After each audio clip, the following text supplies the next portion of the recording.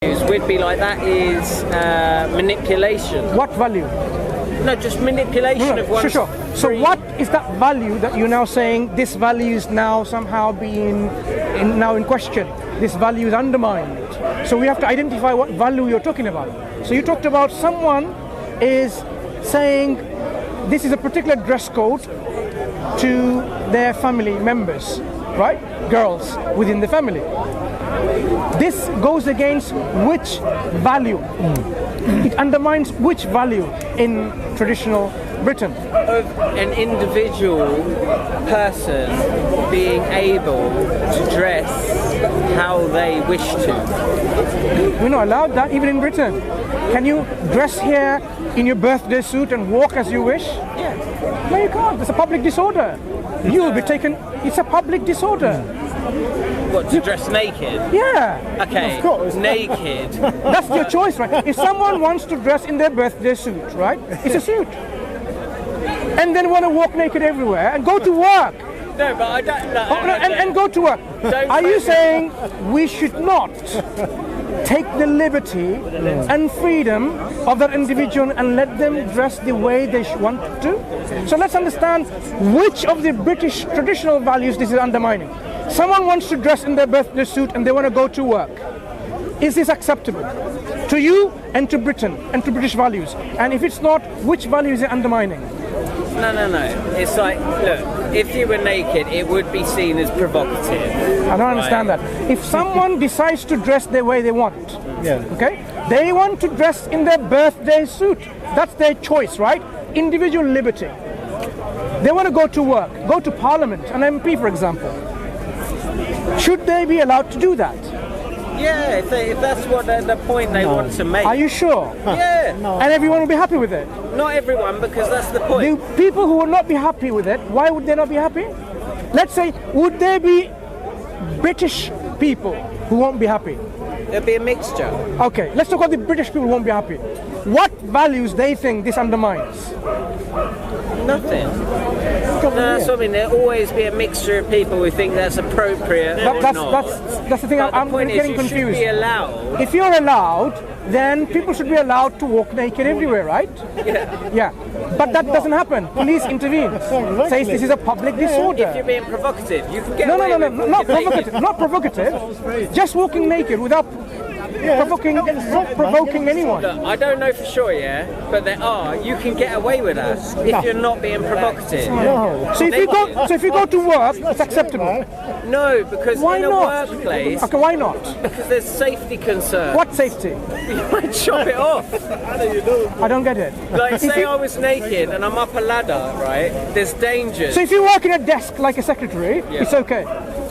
It could be. There's always. It's not what could be or not. We want to know, in terms of individual liberty in our dress sense, if someone objects to how a Muslim family is telling their dependents, their children who are not grown up, how to dress, for example, and you say this is an objectionable to our British values, I want to know what British values is undermining, and I want also a counterpart. For example, okay, fine, let's go to the other extreme. Instead of covering up, exposing yourself and going to your workplaces, your school, your universities, wherever you are, in public, in shopping. Why is this not acceptable and not allowed? Why is it considered to be a public disorder? What values of traditional Britain is this undermining? That's what I'm asking. I want to know because... Well, if you walk around naked? Yeah.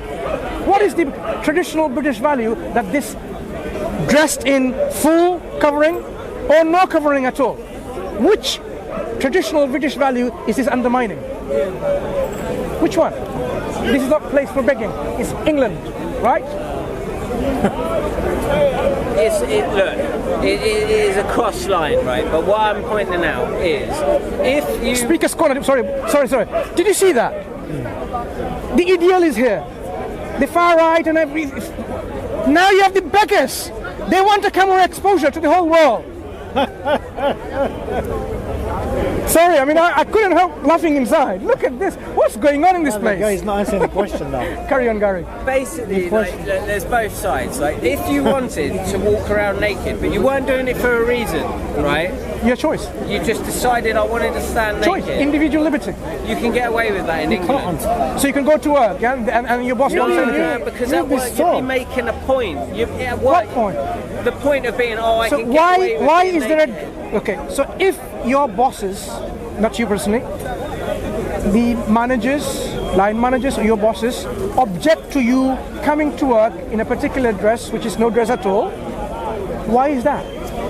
Look, this is, like hate speech, right? It's very kind of fluid in terms of what people say is hate speech, right? It's the same with dressing naked. There's times where you'll get away with it and it's not a problem because you're not making a point. There's other times you're like, look, you're at work and you're going to be interacting with people and it's going to cause a problem. What problem? Right? Well, no, because you're taking it to the extreme. I'm saying that Let's understand that. So you're saying walking naked to work, going naked work is extreme. What's your job? It's extreme, right? Are you like cutting down trees or something? Why would you want to be naked? A secretary. A secretary? Yeah. A school teacher. That's it. Just going there and teaching school children. Naked, of course. Why would that be objectionable? At different times it would be. What is really the objection? There could be. No, it's not what could be. What is it? No, there's to say like STIs, and you're carrying them. And you don't carry STI like bugs hanging around you. You do. Come on. That's what I mean. So there'd be health concerns. Okay, so they're going in their underpants, right? So no STIs, hanging around their necks and their shoulders or whatever. Do you see? You can see the double standards clearly at play. If we're going to talk about individual dress sense, we have to link that with a standard. But clearly, there seems to be a standard in place already, whether it's written or not. That's common sense. Common sense tells you that you should dress modestly. This is what Islam advocates. That's all. Would you accept that this is a good value in Islam? Yes. There you go. But the extreme being to cover your whole face as an absolute. So, for example, a Muslim girl has been asked to cover modestly. I can't see her. We might be like connected. I might get on with her. She might be like a soulmate, but she's covered up. And because of your religion, I'm not allowed to interact with her. Maybe she doesn't want to interact with you. But I can tell she wants to. Look, if a woman wants to interact with you, she can interact with you through her mobile phone. You don't see her there. Do you really think, look at this argument that's been presented. Muslim women wearing a veil or a hijab, we can see them. We can't interact with them, we can't connect with them. But you do that all the time with people who don't even see. You just do that through email. You communicate with them. You do it with the phone just by hearing the voice. No problem in communication. I mean, I find that there's a little bit double standards there. The argument doesn't work. It's not communication, it's something else. It's something else. That you want to see the Muslim woman. Muslim woman prevents you from you seeing herself. Perhaps she doesn't want to. If that has a choice, should we not respect that? Yeah. But literally, that's what I'm saying. All I'm saying, in terms of what the difference is between Western values as I've grown up. When you say Western, there's a lot of West is very divided.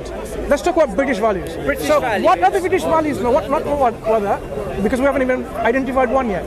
What British values do you think, personally, that is being undermined by Islam coming over, taking over? Of course, Islam not coming over, taking over. Islam is there all around anyway. I'm a Muslim. Islam is here. I'm here. Islam is here. So you are interacting with Muslims and interacting with Islamic values already anyway. So what do you consider that the British people are afraid of when Muslims are all around with their values? What are the values of Islam that you think is incompatible with the British values, or the British values that are being undermined by the Islamic values? Let's discuss some of those things and see whether we can find a common ground. Mainly the segregation between men and women. The fact that there is a clear divide between we do that all the time. Women. Even in Britain. We've had it. No, even in Britain. Yeah. the British public are already segregated.